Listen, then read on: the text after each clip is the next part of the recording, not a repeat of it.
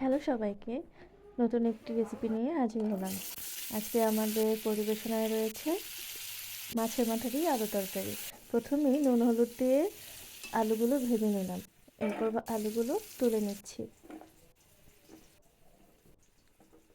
এরপর ওই তেলেই জিরে ফোড়ন দিলাম, তারপর তেজপাতা, গরম মশলা দিয়ে দিলাম। এরপরে নুন হলুদ দিয়ে মাখানো মাছের মাথাগুলো ভেজে নেব।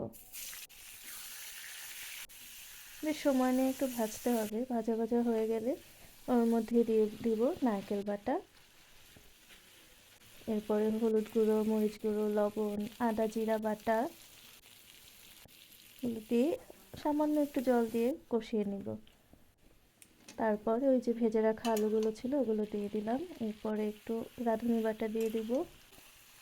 এরপর বেশ ভালো করে কষিয়ে ঝোল দিয়ে দেব। ঝোলের জল ফুটে আসলে এরপর একটু চিনি দেব, তারপর গরম মশলা দিব। এরপর এই তো হয়ে গেল আমাদের রেসিপি। কেমন হলো কমেন্টে জানাবেন।